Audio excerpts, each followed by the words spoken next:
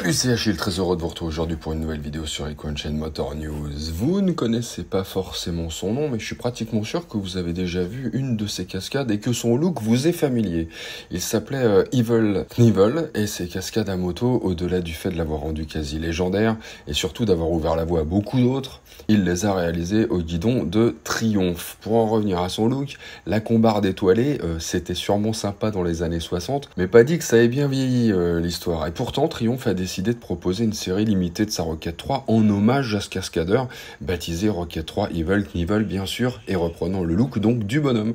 Comme disait Popeye et son célèbre moule-poutre dans les bronzés, t'inquiète, ça casse pas ce qu'il y a dedans. Va. N'empêche que je trouve pas que ça soit des plus heureux. Mais c'est vrai que ça n'enlève rien aux performances ébouriffantes des Rocket 3 qui, je vous le rappelle, s'articulent autour d'un 3 cylindres délirant de 2500 cm3, 182 chevaux et 225 Nm de couple.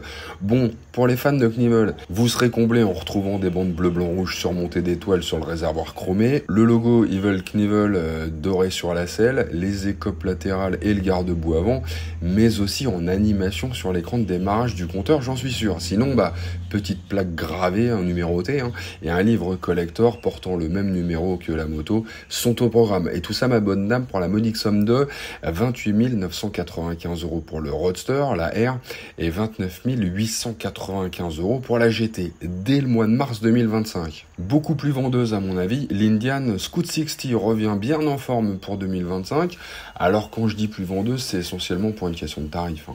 Ah oui, parce qu'on n'est clairement pas dans le même monde, puisque c'est l'entrée de gamme de chez Indian. C'est aussi probablement la plus facile à rouler pour la plupart des motards, quel que soit le gabarit, etc., la plus accessible, si vous voulez. Et ce n'est pas qu'une question de hauteur de selle ou de position, avec les pieds pas trop en avant pour un custom, disons. Non, c'est par exemple une moto qui est équipée d'un V-twin de 999 cm3, 85 chevaux et 87 Nm, nativement bridable en A2, vous voyez.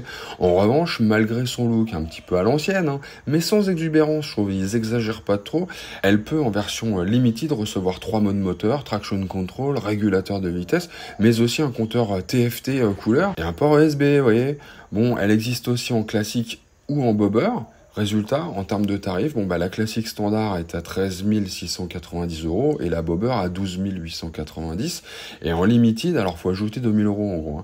Donc la bobber limited passe à 14 890 € et la classique limited à 15 690 €. C'est pas donné, mais c'est quand même plus accessible que les Rocket 3 quoi. Encore plus accessible, la Honda CB750 Hornet a déjà droit à son petit relooking des familles. Et pas que les amis.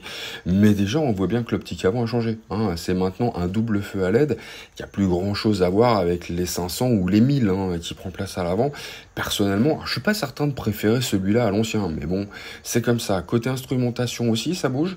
La Hornet 750 hérite d'un compteur TFT couleur de 5 pouces, connecté bien sûr, et que l'on manipule depuis un joystick situé sur le commodo gauche, rétro-éclairé, soit dit en passant. Autre changement notable, si la suspension est toujours assurée par une fourche inversée SFF BP de 41 mm, et un amortisseur monté ProLink, tous deux signés Showa, les réglages ont été revus pour offrir plus de feeling, dit-on, et surtout plus d'agilité à ce petit frelon. Pour le reste, rien ne bouge, et notamment le groupe motopropulseur, toujours composé d'un bicylindre en ligne de 755 cm3, 91,8 chevaux, 75 Nm de couple, boîte traditionnelle 6 vitesses, embrayage anti-dribble, idem côté assistance, on retrouve 3 modes de conduite, traction control, et la possibilité de régler la puissance et le frein moteur. Mais alors, la cerise sur le gâteau, pour moi, c'est vraiment au niveau du tarif que ça se passe, puisque non content de ne pas avoir vu son prix partir à la hausse, il perd 9 €. On peut maintenant repartir d'une concession en ne se délestant que de 7 990 €. Et je dis que, parce que je trouve que pour un 7,5, moins de 8 000 €, c'est quand même pas mal en termes de prix. Et sur ce les amis, aloha.